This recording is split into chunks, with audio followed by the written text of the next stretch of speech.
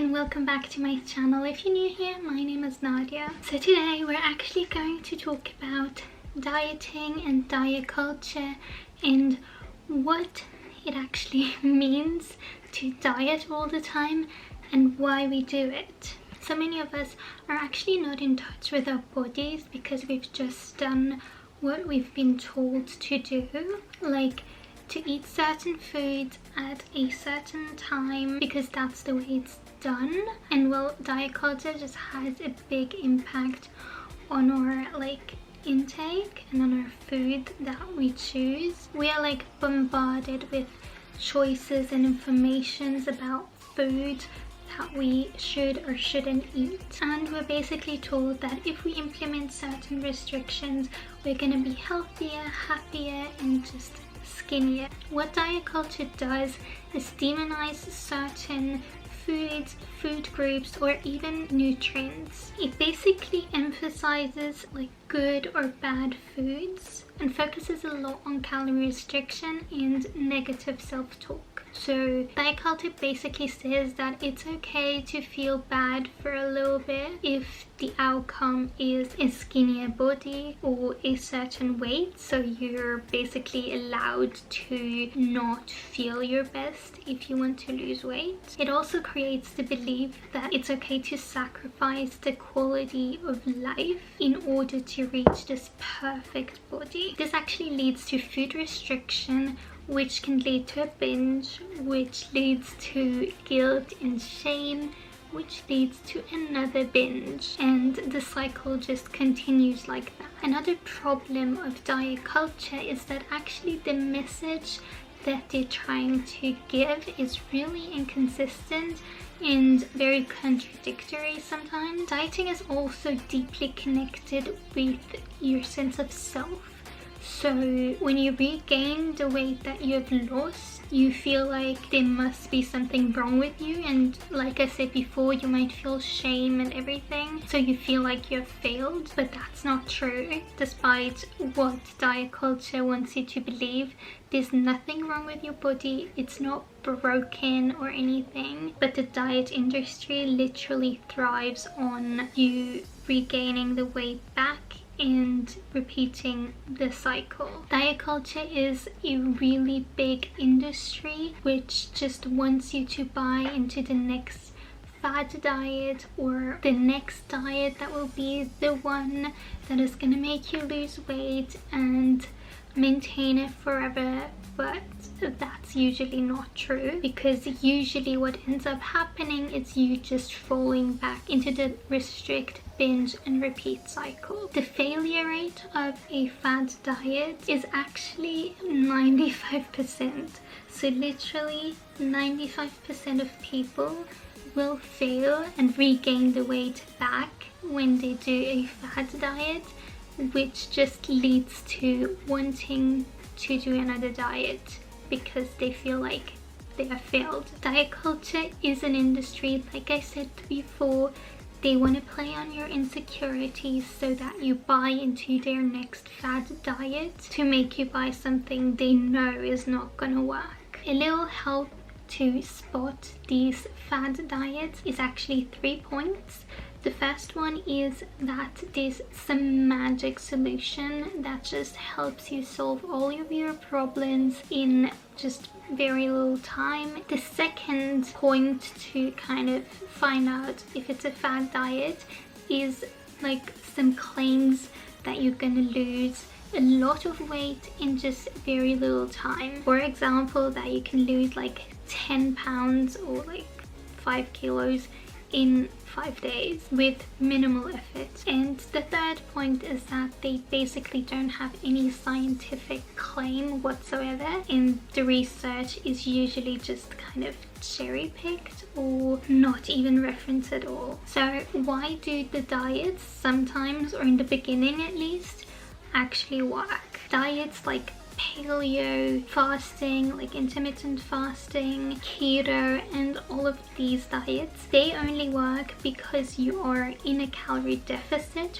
while you're doing the diet. For example, with intermittent fasting, you just eat for 8 hours in a day and you fast for 16. So the diet works because usually people can't eat as much food in 8 hours as they would when they like eat in a normal day, and usually people just like skip breakfast, and that saves calories if they don't go and compensate those calories somewhere else in the day, and that creates a calorie deficit, and that's why people lose weight. So basically that introduces us to flexible or mindful eating. A definition of this is actually a non-judgmental awareness of physical and emotional sensations associated with eating. So basically the exact opposite of a fad diet or diet culture. That mindful or flexible eating doesn't categorize foods as good or bad, and you can basically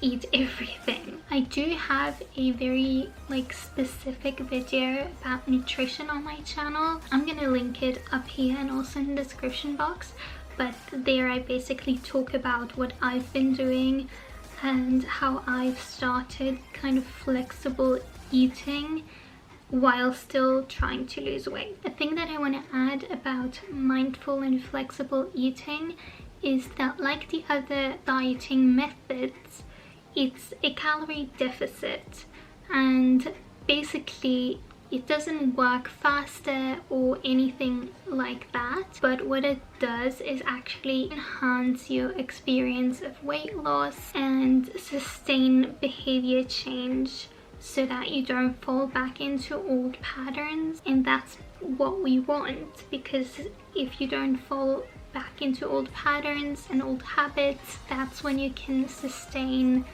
your whole weight loss or your whole lifestyle change. So flexible dieting actually provides freedom in your food choices. It creates sustainable weight loss and a positive and healthy relationship with food. There is literally no restriction other than a calorie deficit. There are no foods or food groups or even nutrients that are cut out of our diet. You can eat everything in moderation, and the way that you're structuring your diet supports the life that you want to live. You're not cutting out any of the foods that you love, because that's just not sustainable. Another thing that I want to add is actually how much consistency matters when you're like in a calorie deficit. So basically, let's say your maintenance is at 2,250 calories and your deficit at 1,750 calories. If you look at that